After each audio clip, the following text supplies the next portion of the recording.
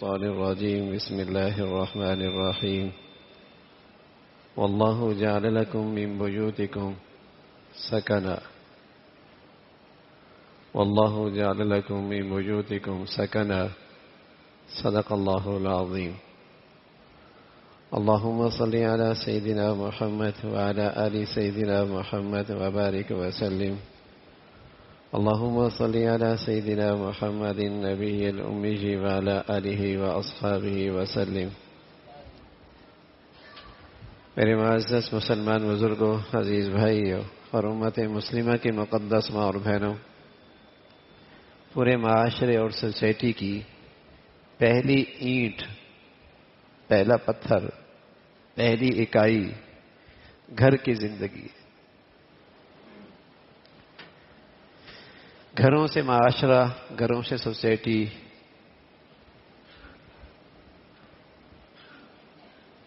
گھروں سے قومیں بنتی ہیں. تو پہلی اکائی، پہلا پتھر، پہلی اینٹ گھر کی زندگی. گھر کا سکون، گھر کا اطمینان، گھر کی آسانیاں،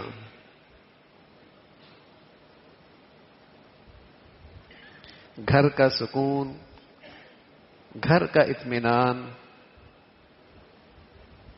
گھر کی آسانیاں، یہ اللہ کا بڑا انعام ہوتا ہے.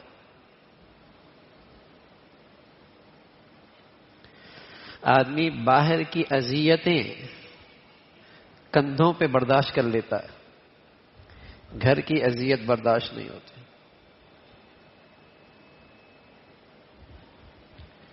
گھر کا دکھ اور گھر کی تکلیف ناقابل برداشت ہو جاتی ہے. کسے بتائے؟ تماشا بنتا ہے گھر، اپنی ہی عزت پہ بات آتی ہے، اپنی ہی آبرو خراب ہوتی ہے.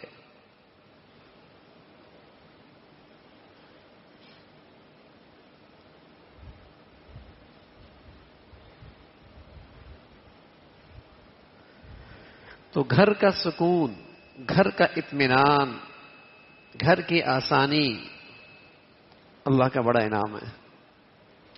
اور میرے عزیزو، یہ گھر کا سکون اور اطمینان، اس کا تعلق گھر کی سامانوں سے نہیں ہے، گھر کی چیزوں سے نہیں ہے.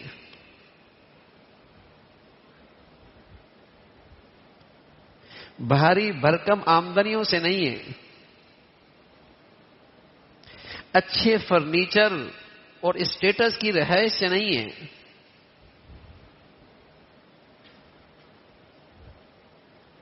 ورنہ محل نما گھر اجڑے اجڑے سے نہ لگتے.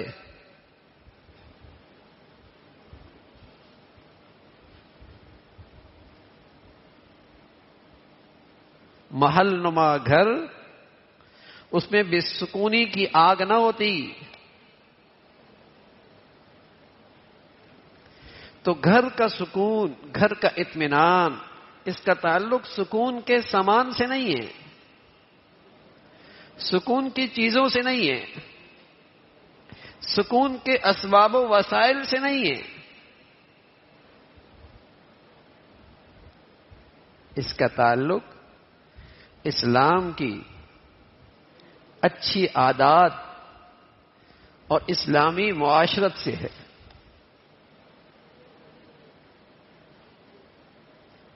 جن اسلامی عادات اور اخلاق اور معاشرت کی بنیاد ہی یہی ہے کہ اذیت نہیں دینی، کسی کو تکلیف نہیں دینی،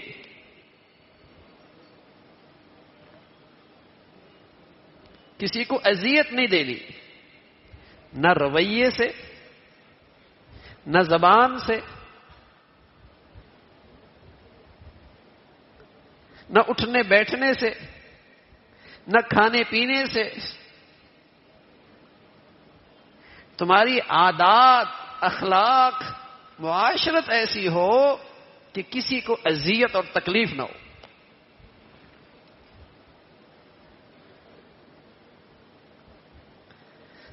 مسلمانوں کے گھر میں، نمازیوں کے گھر میں، حاجیوں کے گھر میں، روزے دار تہجد گزار کے گھروں میں، صدقہ خیرات کرنے والوں کے گھروں میں، پردہ داڑھی رکھنے کے گھروں والوں کے گھروں میں سکون، اطمینان کیوں نہیں؟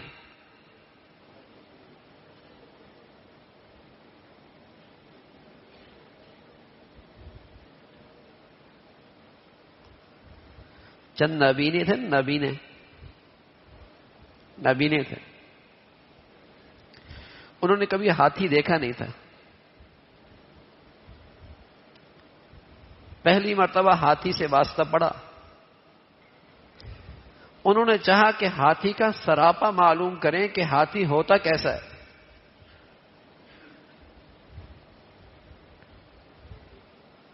اب انہوں نے ہاتھی پہ ہاتھ رکھا تو ایک کا دم پہ ہاتھ پڑ گیا، دوسرے کا کان پہ پڑ گیا، تیسرے کا ٹانگ پہ پڑ گیا. تھے جو نبینے. تو کسی نے پوچھا ہاتھی کیسا تھا؟ تو جس کا کان پہ پڑا کہنا کہ پتے کی طرح تھا.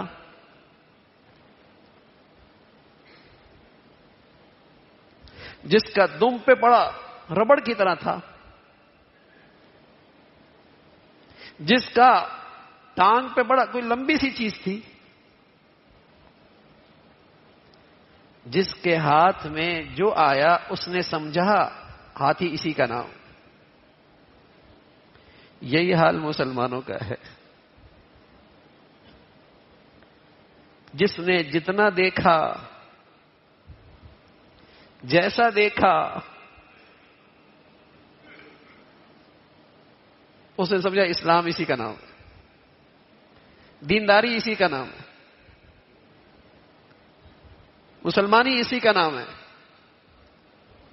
کسی نے خیال کیا لا الہ الا اللہ محمد الرسول اللہ، اسلام کے عقائد پہ ایمان لے آیا ہوں نا، مسلمان ہونے کے لیے اتنا ہی کافی ہے. وہ اسی پر مطمئن ہے. چلو مسلمان تو ہیں، پٹ پٹا کے جنت میں تو چلے جائیں گے.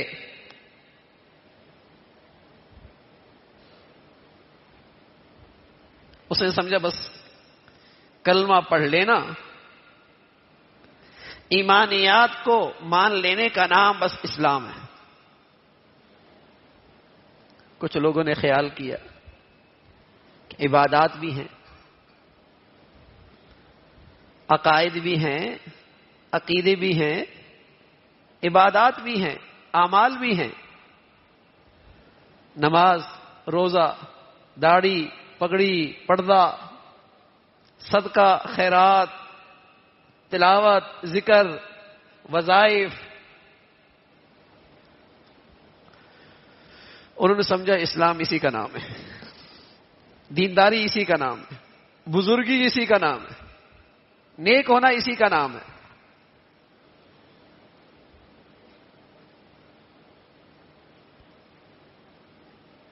معاملات کی پرواہ نہیں ہے کہ میاں جو لین دین کر رہے ہو، بزنس کر رہے ہو، تجارت کر رہے ہو، کما رہے ہو، حلال حرام، جائز ناجائز، صحیح غلط، بیٹیوں کی وراثت، عورتوں کا حق،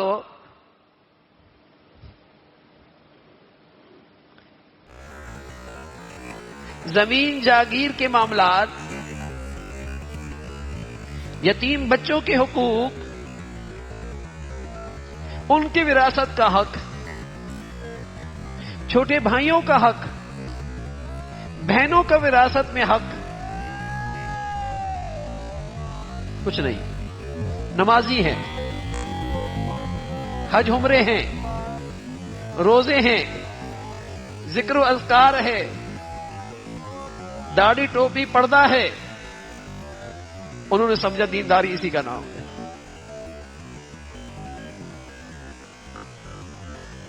انہوں نے سمجھا دینداری اسی کا، معاملات کی پرواہ نہیں، برسہ برس سے عبادت کر رہا ہے، سود نہیں چھوڑ رہا، رشوت نہیں چھوڑ رہا، بددیانتی نہیں چھوڑ رہا، لین دین میں خیانت سے کام لے رہا ہے، جھوٹ سے غلط بیانی سے کام لے رہا ہے، اس لیے کہ اس بیچارے نے معاملات کو دین سے، اسلام سے علیحدہ چیز سمجھ رکھی ہے۔ حالانکہ جیسے عبادات فرض ہیں، معاملات بھی تو فرائض ہیں۔ جیسے عبادات میں کچھ چیزیں حرام ہیں، ایسی معاملات میں بھی تو چیزیں حرام ہیں۔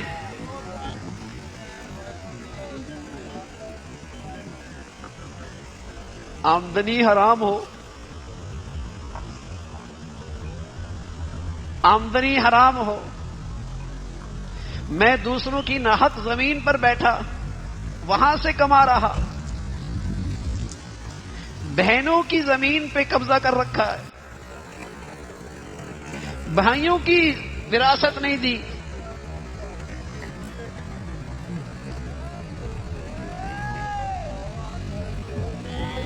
تو عبادات کائیں کے قبول ہوں گی؟ ان نبینوں کی طرح جس کے ہاتھ میں جتنا آیا اسے سراپا ہاتھی سمجھ لیا۔ ہم نے جتنا دیکھا سنا، سیکھا تو صحیح نہیں، کسی کے پاس دین سیکھنے کے لیے تو گئے نہیں، دین کے معاملے میں کسی کو اپنا بڑا تو بنایا نہیں، ڈاکٹری کی دوائیاں خود نہیں کھاتے،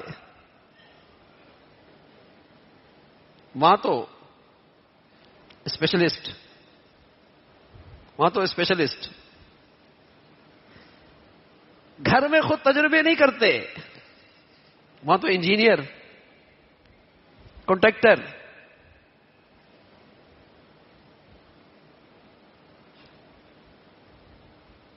عدالتوں میں اپنے معاملات خود نہیں نمٹاتے، وہاں تو اچھا وکیل،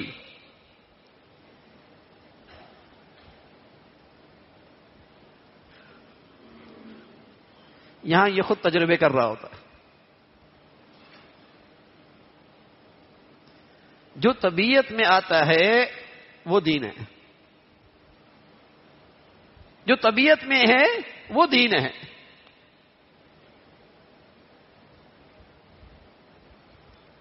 کچھ لوگ ایسے بھی ہیں، معاملات کا بھی اہتمام کرتے ہیں،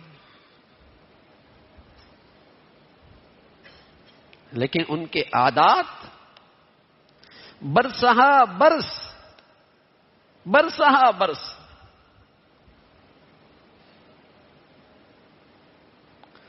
دوسروں کو نیکی کی طرف بلا رہے ہیں، لیکن عادات ایسی ہیں کہ انہیں اندازہ ہی نہیں کہ کتنے لوگوں کو ان سے اذیت ہو رہی ہے، کتنے لوگوں کو ان سے تکلیف پہنچتی ہے، کتنے لوگ ان کے اس رویے سے پریشان ہیں، بے خبر ہے، انہیں اس کا احساس ہی نہیں ہے کہ اس کا تعلق بھی کوئی دین سے ہے، یہ بھی کوئی دین کا فریضہ ہے، اس میں بھی کوئی چیز حرام ہے۔ برسہ برس نیکی کا کام بھی کر رہا، عبادات بھی ہو رہی ہیں،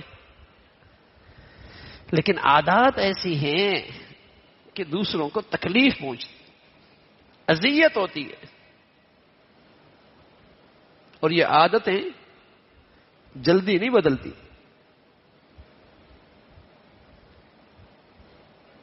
آدمی حرم جائے نا، نمازی نہ ہو، تب بھی فجر میں اذان سے پہلے پہنچ جائے گا۔ یہاں نمازی نہیں تھا، وہاں تہجد پڑھنے لگ جائے گا۔ یہاں فرض نہیں پڑھتا تھا، وہاں آدھے گھنٹے کے بعد نکلے گا مسجد سے، نفل پڑھتا رہے گا۔ عبادات تو آ جاتی ہیں ماحول سے، لیکن اگر عادات خراب ہونا تو مینا کے اندر بھی عادتیں خراب ہی رہتی ہیں، عرفات میں بھی عادتیں خراب ہی رہتی ہیں، حرم کی فضاؤں کے اندر بھی اپنی بد اخلاقی سے دوسروں کے لیے اذیت کا باعث بنتا، تکلیف کا باعث بنتا، وہ اتنی نہیں جلدی بدلتی۔ اس پہ توجہ چاہیے، اس کی فکر چاہیے، اس کی اصلاح چاہیے، اس کے لیے اہتمام چاہیے، پھر صحت مل جاتی ہے۔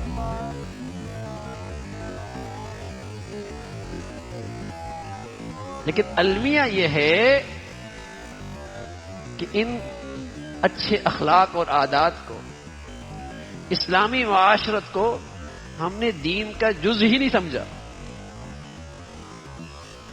حالانکہ اس میں بھی اسلام کے فرائض ہیں، اس میں بھی اسلام نے بہت ساری چیزیں حرام قرار دی ہیں۔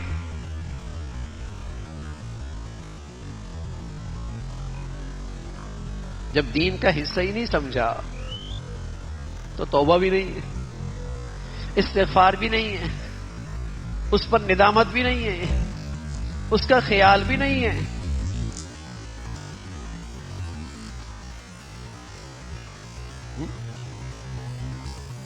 تو گھر میں رہ رہے ہیں لیکن عادات اچھی نہیں، معاشرت اچھی نہیں ہے، تو بتائیے نا سکون ملے گا؟ حالانکہ معاملات کی درستگی سے لوگوں کے مال محفوظ رہتے ہیں، لیکن عادات اور اسلامی معاشرت سے لوگوں کی عزت اور آبرو محفوظ رہتی ہے، اور عزت اور آبرو مال سے بڑی ہوئی چیز ہے، اس کا رتبہ زیادہ ہے۔ آدمی اپنی عزت آبرو کے لیے سارا مال لگا دیتا ہے، سب کچھ لگا دیتا ہے،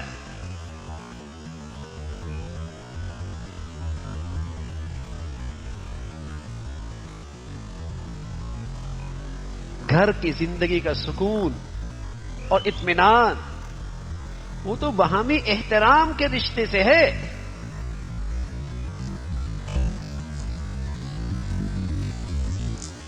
بے آبرو کرنے سے نہیں ہے، عزت نفس مجروح کرنے میں نہیں ہے، دوسروں کے لیے اذیت کا باعث بننے میں نہیں ہے۔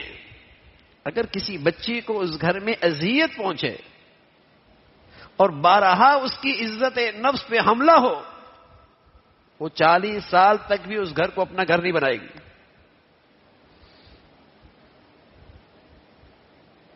کبھی نہیں بنائے گی۔ اب تسبیحات بھی چل رہی ہیں، وظائف بھی چل رہے ہیں، نفل بھی پڑھے جا رہے ہیں، عبادات بھی خوب ہو رہی ہیں، لیکن عادات اللہ کی پناہ، اللہ کی پناہ، اللہ کی پناہ، رویے الامان والحفیظ۔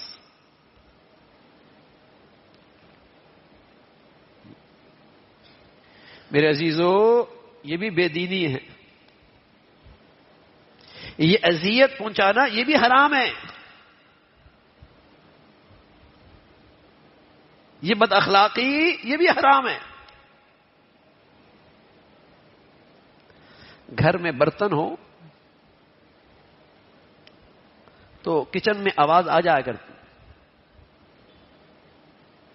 جب بہت سارے برتن ہو تو آواز تو آتی ہے، جب آدمی گھر میں اکٹھا رہتا ہے تو آواز آ جایا کرتی ہے، لیکن جب آدمی یہ سمجھتا ہے کہ غلط ہو گیا،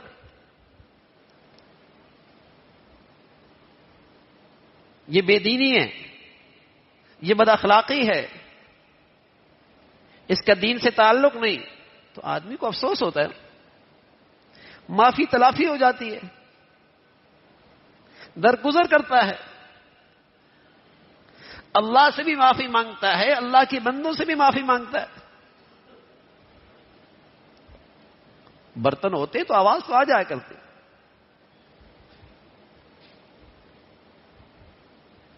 غلطی ہو گئی. لیکن اگر عادات اخلاق ہی خراب ہیں، اور اللہ حفاظت فرمائے کہ اگر تکبر ہے، تکبر ہے،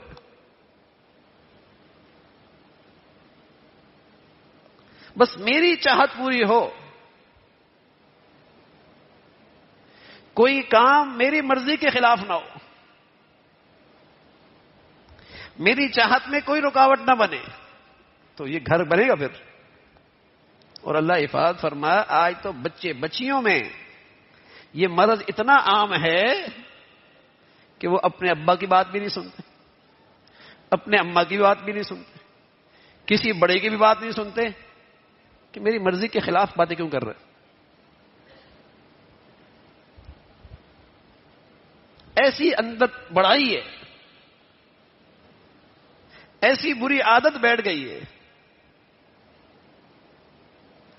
ہمیں بچوں کے گھروں کی تو فکر ہوتی ہے، ان کے فرنیچروں کی بھی فکر ہوتی ہے، ان کے لیے ساز و سامان کی بھی فکر ہوتی ہے، ان کی آمدنی کی بھی فکر ہوتی ہے، اور ان گھروں میں ہر قسم کے ان کے خواہشات پورا کرنے کی بھی بہت فکر ہوتی ہے. مجھے ان کے اخلاق سنوارنے کی فکر کتنی ہوتی. اور اس کی تو مسلسل ضرورت رہتی ہے بھائی،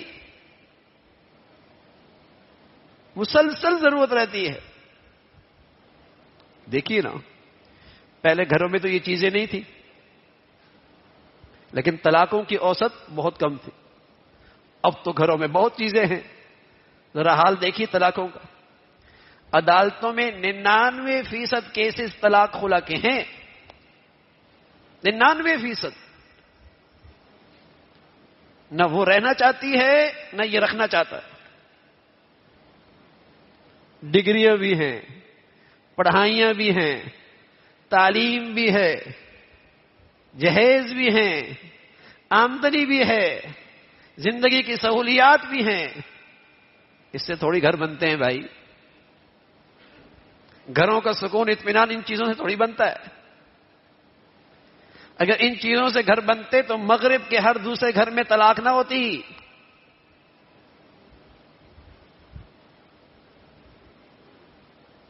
ترقی یافتہ دنیا، ڈالر پاؤنڈ کی باتیں، ہر گھر اجڑا ہوا، ہر خاندان ٹوٹا ہوا، ہر ازواجی رشتہ بکھرا ہوا.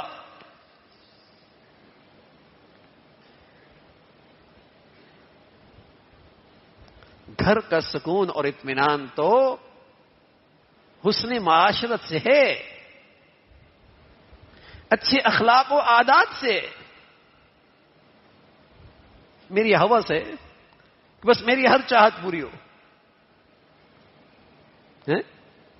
اور دوسرا بھی کہہ رہا ہے میری ہر چاہت پوری ہو، تو کیا ہوگا؟ گھر میں رہ سکتے ہیں. 5-10 آدمی گھر میں رہنا تو دور کی بات ہے، 2 آدمی بھی نہیں رہ سکتے. اس لیے کہ ان دونوں کی بھی خواہشات ٹکرائیں گی. اور اگر دین ہوگا، دین تو یہ سبق دیتا ہے کہ دنیا میں پوری راحت کی خواہش اور ہوس کرنی نہیں چاہیے. دنیا میں تو پوری راحت کی ہوس کرنی نہیں چاہیے. پوری راحت کے لیے تو اللہ نے آخرت رکھی ہے. پوری راحت کے لیے تو اللہ نے آخرت رکھی ہے. پورا آرام تو اللہ نے جنت میں رکھا ہے. دنیا میں تو اس کی ہوس ہی نہ ہو. لیکن جب تعلیم ہی ایسی ہے، جب تربیت ہی ایسی ہے، جب گھروں کا ماحول ہی ایسا ہے کہ تم کامیاب تب ہوگے جب تمہاری ہر خواہش پوری ہو جائے گی. تمہاری زندگی کا ویژن ہی یہی ہے کہ تم نے دنیا میں سب سے نمایاں بننا ہے. تم جیسا کوئی نہ ہو. اور جب دونوں کی خواہش یہ ہو، ایک کہے میری مرضی، دوسرا کہے گا میری مرضی، تو گھروں کا سکون تو گیا نا. دین کا خلق تو یہ ہے کہ دنیا میں پوری راحت کی ہوس ہی نہ کرو، بلکہ حکیم الامہ تھانوی رحمۃ اللہ علیہ تو فرمایا کرتے تھے دنیا کی اصل سمجھو، دنیا کی اصل سمجھو، دنیا کا اصل ہے تکلیف. کہیں راحت کا جھونکا آئے تو اللہ کا شکر ادا کرو، یہ کہاں سے آ گئی. فرمایا کرتے تھے دنیا کی اصل ہے تکلیف، کہیں سے راحت کا جھونکا آئے اللہ کا شکر ادا کرو. اور ہم کیا کہہ رہے ہیں؟ ہم نے ساری خواہش یہیں پوری کرنی ہے، اور جب نہیں پوری ہوتی تو بچہ جوان ہے اور ڈپریشن میں ہے، بچی جوان ہے اور ڈپریشن میں. کوئی بوجھ نہیں، لیکن خواہشات نہیں پوری ہو رہی نا، اور اس کی تو کوئی حد نہیں. اور گھر میں خواہشات سے ٹکرا رہی ہیں، غلط جذبے، برے اخلاق ایک دوسرے سے ٹکرا رہے ہیں.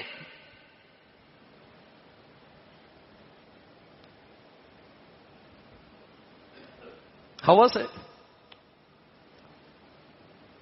ہاں اللہ تعالی سے ہمیشہ عافیت کی دعا کرنی چاہیے. اللہ تعالی سے ہمیشہ عافیت کی دعا کرنی چاہیے کہ اللہ تعالیٰ ایسی نعمتیں دے جس کا میں آسانی سے تحمل کر سکوں. باقی یہ ہوس کہ میری ہر خواہش مجھے ہر طرح کی راحت مل جائے، اس کے لیے اللہ نے دنیا بنائی نہیں. پریشان ہو جائے گا. پریشان نہیں ہوگا، پریشان کرے گا. کوئی نادان آدمی دوران فلیٹ چاہے کہ میری ہر خواہش پوری ہو جائے، لانچ میں چاہے کہ میری ہر خواہش پوری ہو جائے، خود تو پریشان ہوگا، ارد گرد اپنے ماحول کو بھی پریشان کر دے گا. تو میاں ہم بھی تو لانچ میں بیٹھے ہیں، ہم بھی تو سفر میں ہیں، ہم بھی تو لانچ میں بیٹھے ہیں. پرواز آنے کی دیر ہے، گھر پہنچ جائیں گے. ہم بھی تو سفر میں ہیں، گھر جائیں گے، ہر چاہت پوری ہو جائے گی. لیکن ہم مرے جا رہے ہیں اگر کہ میری یہ چاہت کیوں نہیں پوری ہو رہی، میری یہ مرضی کیوں پوری نہیں ہو رہی، تو پورے گھر کا سکون ختم کر دے گا. پورے گھر کا سکون ختم ہو جائے گا. بتائیے نا، اللہ حفاظت فرمائے یہ بیماری اگر مرد میں آ جائے تو اس کے اس پہلو میں عورت کو سکون مل سکتا ہے، اور یہ مصیبت عورت میں آ جائے تو اس کے پہلو میں مرد سکون پا سکتا ہے. سکون تو وہاں ہوگا جہاں ایثار ہوگا، جہاں کچھ خواہشات اپنے کر کے لیے چھوڑ دیں گے کہ میاں یہ ساری خواہشات کل پوری ہو جائیں گی، یہاں صبر کیجئے، جتنا ہے شکر کیجئے. کچھ کل کے لیے بھی چھوڑ دیں، سکون تو اس گھر میں ہوگا. صبر تو وہاں آئے گا. تو خدا نہ خواستہ اگر گھر میں بڑائی آ گئی کہ میری چاہت پوری ہو، میری مرضی سے ہو، میری خواہش پوری ہو، یہ جذبہ اگر گھر میں آیا تو میرے عزیزو گھروں کا سکون جاتا رہے گا.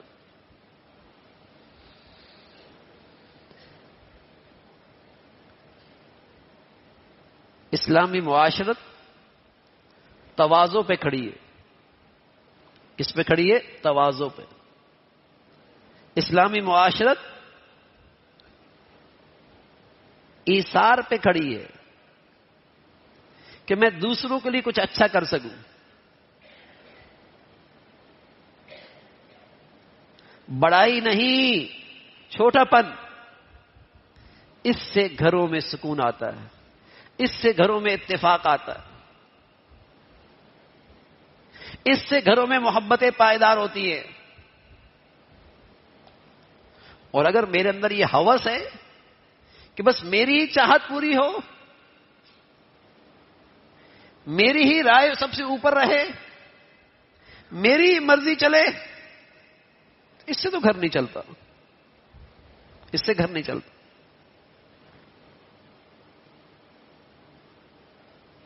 اس سے گھر خراب ہوتا. تو میرے عزیزو آج دین کا چونکہ تصور غلط ہو گیا، کسی نے سمجھا اسلامی عقیدوں پر ایمان ہے بس مسلمانی کے لیے اتنا ہی کافی، کسی نے اسلام کے ظاہری اعمال کو لے لیا، عبادات لے لی، سمجھ بیٹھا مسلمانی اسی کا نام، اور کچھ تھوڑا سا آگے بڑھا تو کچھ معاملات ٹھیک ہو گئے، لیکن میرے اخلاق، میری عادات، میری اٹھنا بیٹھنا، میری معاشرت، میرا لوگوں کے ساتھ برتاؤ، رویہ، یہ بھی تو اسلام کا بنیادی جز ہے، اور ایسا اہم ہے کہ چونکہ اس کا تعلق حقوق العباد سے ہے تو اس کی نزاکتیں زیادہ ہیں۔ اللہ تو اپنا حق معاف فرما دیتے، معافی مانگے اللہ کریم معاف فرما دیں گے، بندوں کی حق تلفی ہوئی اور انہیں میں نے اذیت میں رکھا تو جب تک وہ معاف نہیں کریں گے اللہ کریم بھی معاف نہیں کریں گے، اللہ کریم بھی معاف نہیں۔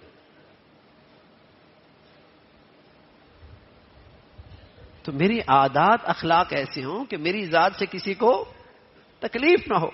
سبحان اللہ، پیارے رسول صلی اللہ علیہ وسلم کی زندگی، حضرت عائشہ فرماتی ہیں رضی اللہ تعالیٰ عنہ، جب تہجد میں اٹھتے تھے کمرہ چھوٹا سا ہوتا تھا تو آپ علیہ الصلوۃ والسلام اٹھنے کا انداز، قام رویدا ومشى رویدا وفتح رویدا، آہستہ سے اٹھے، آرام سے چلے، احتیاط سے دروازہ کھولا کہیں نیند خراب نہ ہو جائے۔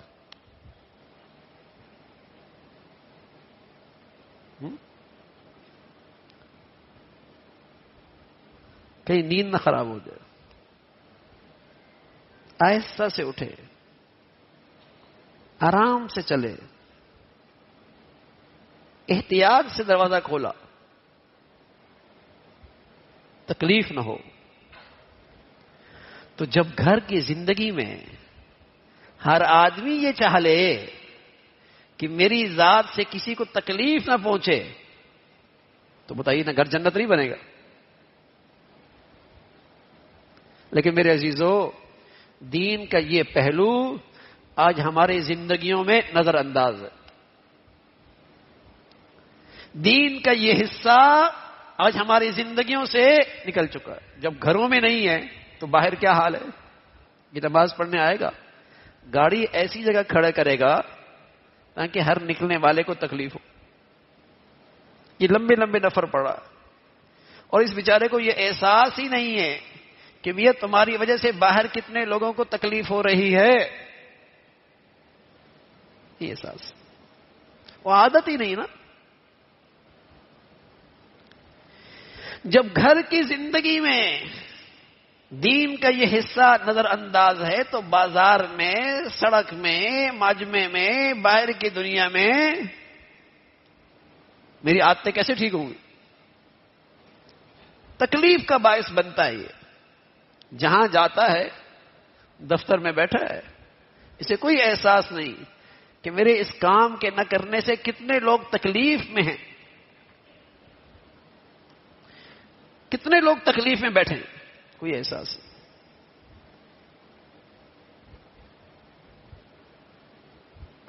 آج دین کا یہ حصہ مسلمان معاشرے میں نظر انداز ہے تو آج ہر ایک کو ہر ایک سے کیا پہنچ رہی ہے؟ اذیت، تکلیف۔ ورنہ مسلمان تکلیف کا باعث، پہلے نبی صلی اللہ علیہ وسلم فرمایا کرتے تھے مسلمان کہلانے کے لائق ہی وہ ہے، حقیقت میں مسلمان ہے ہی وہ جس کے ہاتھ سے، جس کی زبان سے کسی کو تکلیف نہ ہو۔ مسلمان کہلانے کے لائق وہ، حقیقت میں مسلمان ہے وہ، المسلم من سلم المسلمون من لسانه ويده، المؤمن من امنه الناس، مومن جس کے شر سے، جس کی اذیت سے، جس کی تکلیف سے دوسرا ایمان والا محفوظ ہو۔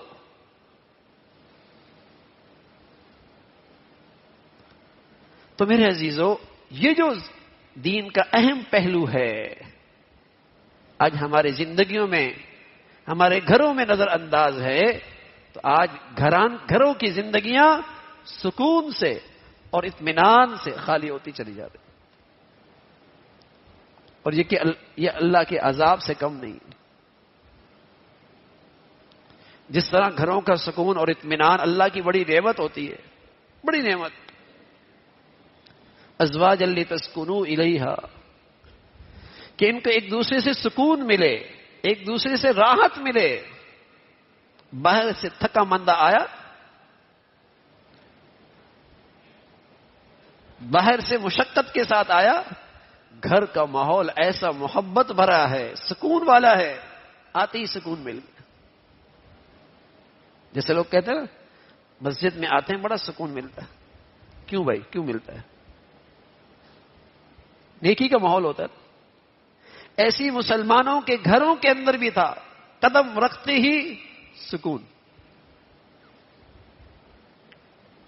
مل گیا۔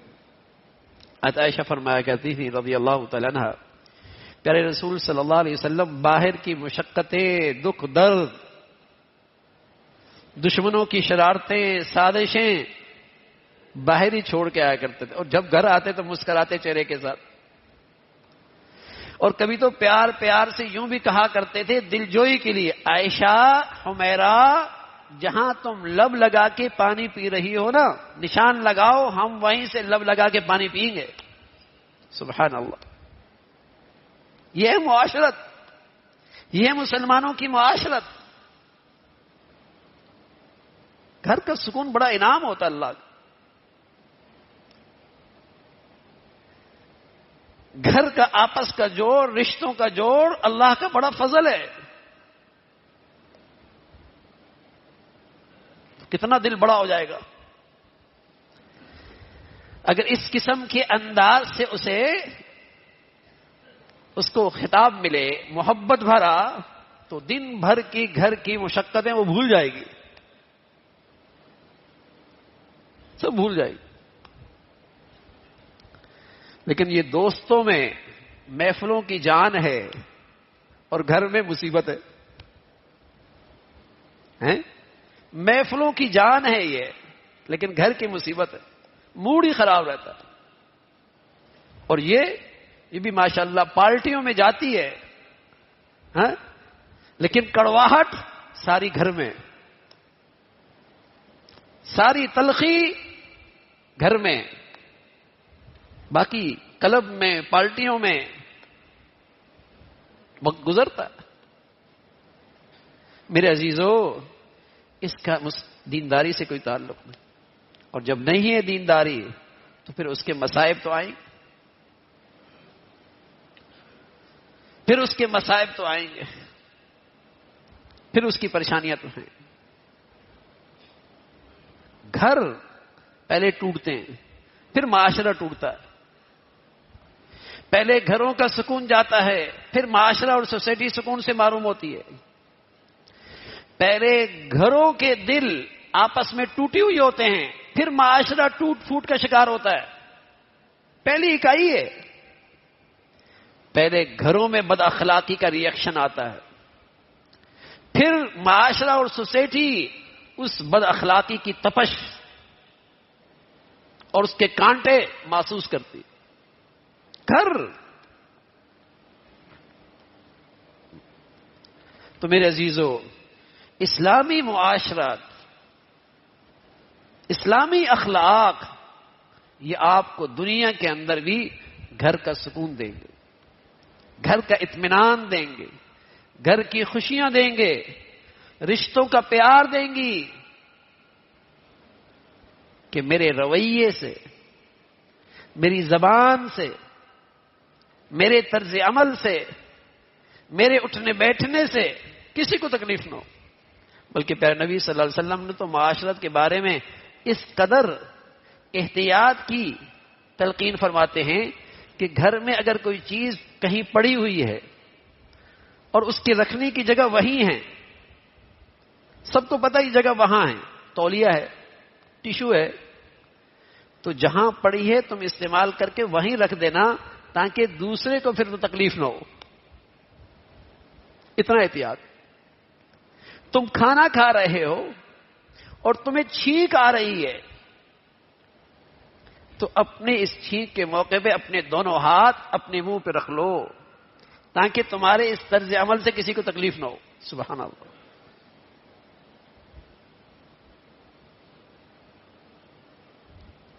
کسی کو تکلیف نہ ہو.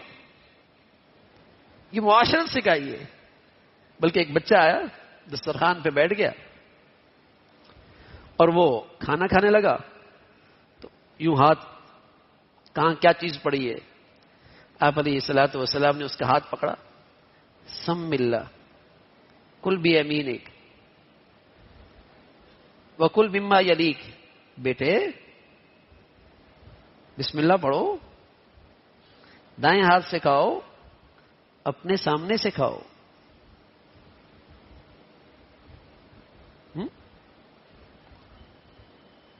دائیں ہاتھ سے کھاؤ, بسم اللہ پڑھو بیٹے, اپنے سامنے سے کھاؤ. کہ تم دوسروں کے آگے سے اٹھاؤ گے تکلیف ہوگی اس کو. یعنی ان چھوٹی چھوٹی باتوں کی بھی آپ نے تربیت فرمائی کہ تمہاری معاشرت جتنی اسلامی ہوگی اتنا دوسروں کو راحت ملے گی. اور جب تمہاری ذات سے دوسروں کو راحت ملے گی, تم دوسروں کے لیے اچھا کر رہے ہوگے, خود بخود ان کے دل تمہارے لیے محبت سے کھنچیں گے. ان کے دلوں میں تمہاری محبت بڑھے گی, تمہارا احترام بڑھے گا. لیکن جب اسے بار بار میری ذات سے تکلیف پہنچ رہی ہے, اذیت پہنچ رہی ہے, اس کی عزت آبرو پر حملہ کر رہا ہوں, اس کی عزت نفس مجروح کر رہا ہوں, تو وہ بھی تو انسان ہے, اس کے دل کوئی پتھر کا تو نہیں ہے, اس کی بھی تو جذبات ہیں. پھر محبتیں کہاں رہیں گی؟ پھر ایک دوسرے کے لیے راحت کیسی ہوگی؟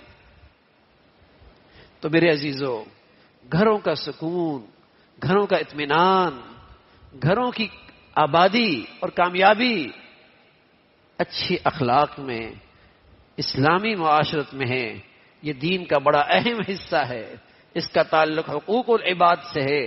اللہ تعالی ہمیں اس کی فکر نصیب فرمائے, اس کا اہتمام نصیب فرمائے, اس کی برکتیں عطا فرمائے. وآخر دعوانا الحمد للہ رب العالمین. اللهم لك الحمد كله ولك الشكر كله. اللهم لك الحمد كله ولك الشكر كله. اللهم لك الحمد كله ولك الشكر كله. اللهم أعنا على ذكرك وشكرك وحسن عبادتك. اللهم أعنا على ذكرك وشكرك وحسن عبادتك. سبحان الله وبحمده سبحان الله العظيم عدد خلقه وزنة عرشه ورضا نفسه ومداد كلماته. اللهم لا نحصي ثناء عليك أنت كما أثنيت على نفسك. یا ارحم الراحمین, جو کچھ کہا سنا عمل کی توفیق نصیب فرما. ایمان والی, عافیت والی, صحت والی زندگی عطا فرما. اے مولا کریم پیارے نبی کے پیارے اخلاق کا حصہ نصیب فرما. آپ علیہ الصلوۃ والسلام کی پیاری عادات نصیب فرما. اسلامی حسن معاشرت نصیب فرما. اچھا برتاؤ نصیب فرما. اچھا رویہ نصیب فرما.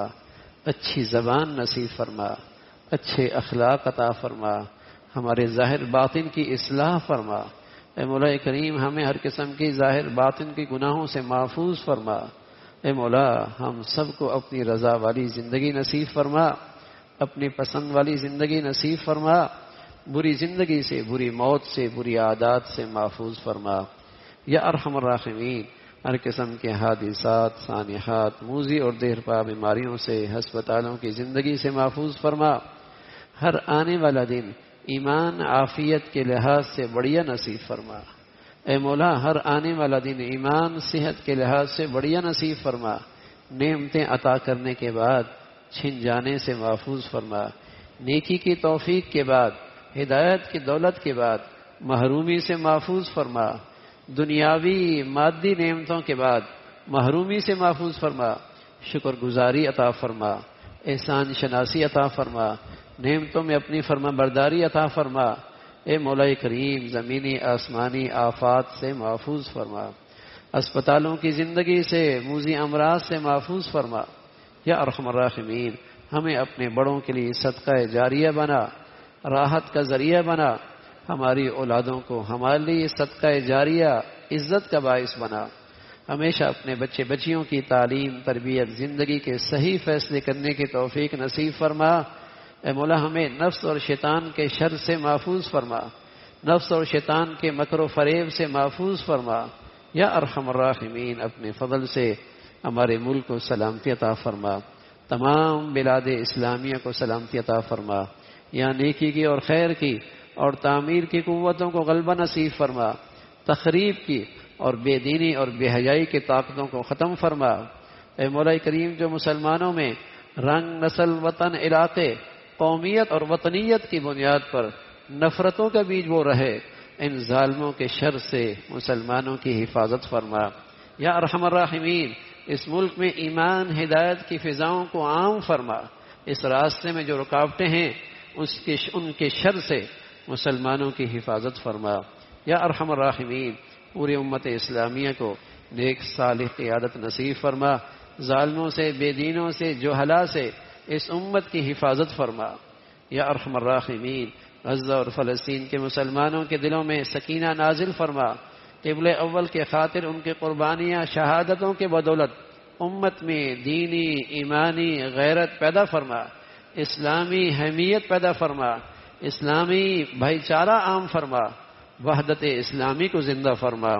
یا ارحم الراحمین اپنے فضل سے دین کی خدمت کی جتنی شکلیں جو تیرے ہاں مقبول ہیں ان کی حفاظت فرما، کام کرنے والوں کی مدد اور نصرت فرما، مساجد کی، مدارس کی، مکاتب کی، علماء کی حفاظت فرما، اپنے پیاروں کی عظمت، محبت، صحبت نصیب فرما، ہر قسم کے ظاہری باطنی فتنوں سے ہم سب کی حفاظت فرما۔